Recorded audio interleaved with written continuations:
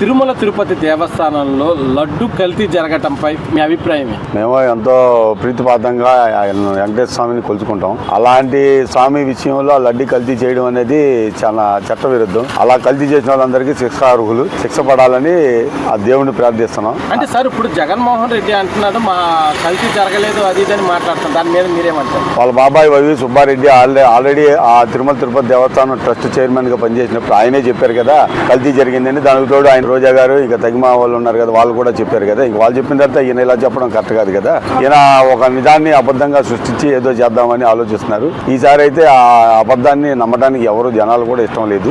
Sir కావాలనే దుష్ప్రచారం చేస్తున్నారని జగన్మోహన్ రెడ్డి మాట్లాడుతున్నాడు. ఇక్కడ దుష్ప్రచారం చేయాల్సిన పనే ఉందండి. సిట్ రిపోర్ట్ ఇచ్చింది కదా కల్తీ జరిగిందని. సిట్ అంటే అది స్టేట్ లో సంబంధించింది కాదు కదా, సెంట్రల్ ది. తప్పు జరిగినట్టే కదా. ఆ తప్పు చేసిన వాళ్ళందరినీ శిక్షించాలని, అరెస్ట్ చేసి శిక్షించాలని చెప్పి కోరుకుంటున్నాను నేను. నమో వెంకటేశ్వర.